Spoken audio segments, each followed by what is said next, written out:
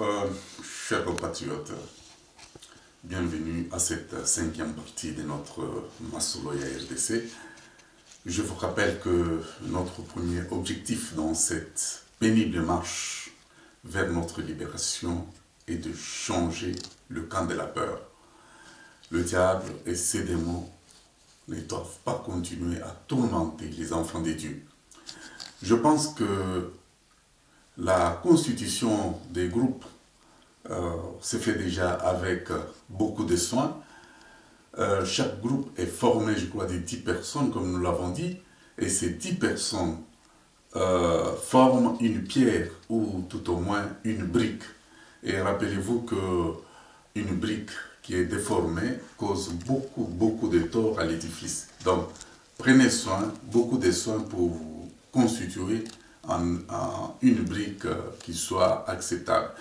Donc, la lutte de Bundu Congo, de Né Mwandansemi ou la lutte des Maï Maï devront être revisitées et réorganisées suivant le nouveau modèle qui est tout à fait structuré en vue de les rendre beaucoup plus efficaces. Donc, les différentes briques que nous allons constituer partout dans tout le pays devront s'emboîter de manière efficace afin de former un tout solide, bien coordonné. Donc, après la constitution de vos groupes, ou de tous nos groupes, et la structuration, bien sûr, de tous ces groupes, viendra maintenant le tour du rôle que doivent jouer les intellectuels au sein de ces groupes et dans cette, au sein de notre population. Donc, nous déclarons que les intellectuels actuellement sont le sel de la terre. Et si le sel, comme dit la Bible, si le sel perd sa saveur, il ne sert plus à être foulé copié. Donc, nous prenons maintenant, nous devons prendre soin de nous, nous devons comprendre pourquoi dans les révolutions que notre pays a connues, les intellectuels sont souvent les premières personnes, les premières victimes dans la barbarie dans la barbarie populaire. Donc, les intellectuels ont la grande responsabilité d'éclairer notre société. S'ils n'éclairent pas la société, alors la société va les éclairer. C'est ainsi qu'ils sont les premières victimes. Donc, dans notre société zaïroise, les vrais intellectuels, et avant tout un chrétien, c'est un enfant de Dieu.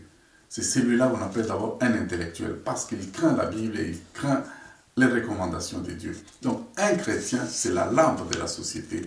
Il éclaire la société. Un intellectuel, c'est la lumière de la terre. Un intellectuel chrétien, il voit le danger de loin et il alerte. Donc, un intellectuel forme et informe la société.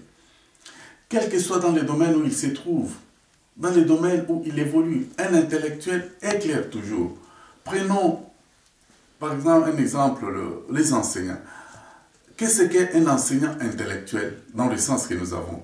Donc un enseignant intellectuel est celui qui donne aux élèves les sujets de pratique, donc des textes de bravoure. Plus de théorie, il faut la pratique.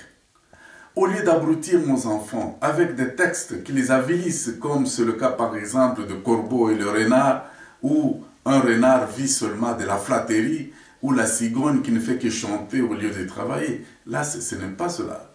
Les enseignants devront donner à nos enfants des sujets qui inspirent la bravoure. Prenons par exemple le Cid de Corneille. C'est un exemple. Donc, chers compatriotes, lorsque je parle des intellectuels, je pense beaucoup plus à tous nos compatriotes gardiens de la mémoire zaïroise. Je pense aux enseignants, je pense aux journalistes, je pense aux ecclésiastes, je pense aux pasteurs, je pense aux fonctionnaires, je pense aux étudiants, aux artistes, aux magistrats, aux médecins. Voilà, nous sommes nombreux, plusieurs catégories. Alors, ce sont là les intellectuels. Mais parmi ces intellectuels, il y a les faux intellectuels. Qui est faux intellectuel? Mais un faux intellectuel, nous devons le savoir, c'est celui-là qui s'occupe d'abord de son ventre.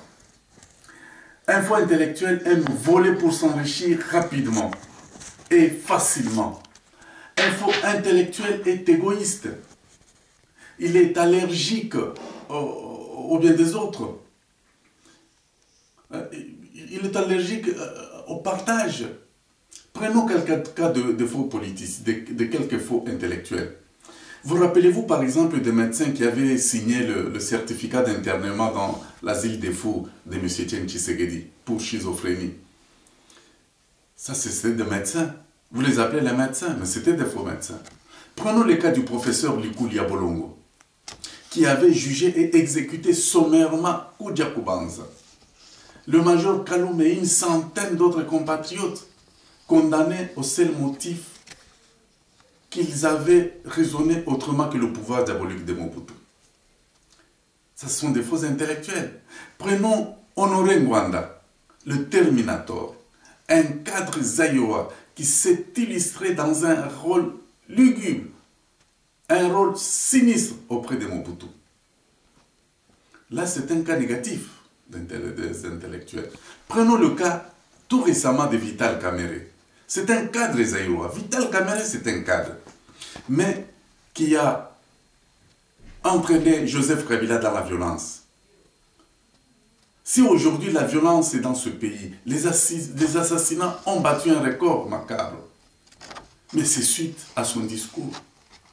Vous vous rappelez de son discours lors de la campagne des élections en 2006?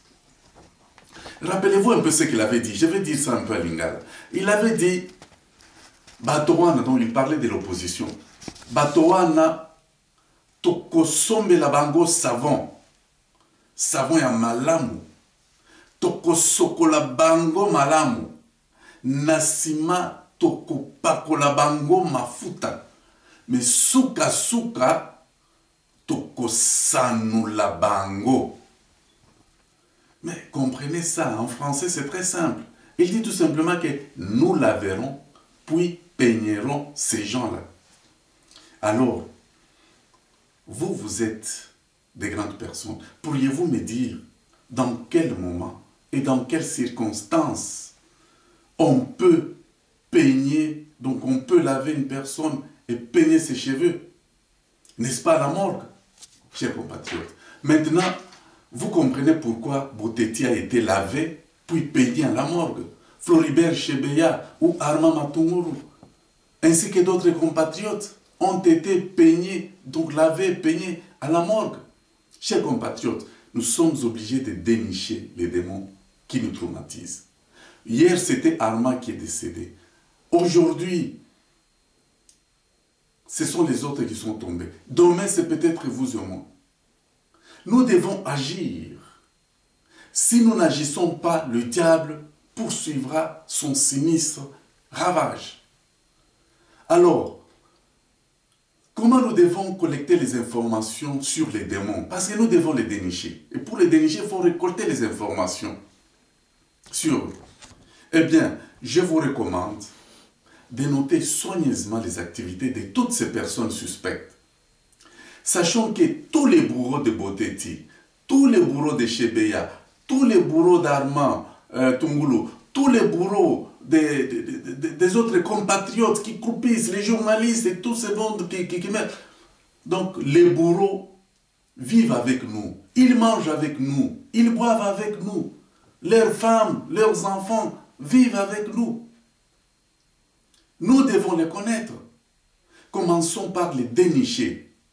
Les personnes les plus suspectes sont, entre autres par exemple, dans les services de renseignement, les services de la police, l'armée, certains postes de responsabilité qui sont en fait des faux intellectuels, comme les Lukulia, les Ngwanda, les Vital Kamerhe, et tout cela, ce sont des gens que vous devez dénicher. Et vous devez les dénicher. Nous avons cette obligation de dénicher tous ces gens afin de pouvoir commencer une opération dont je vous parlerai prochainement. Merci.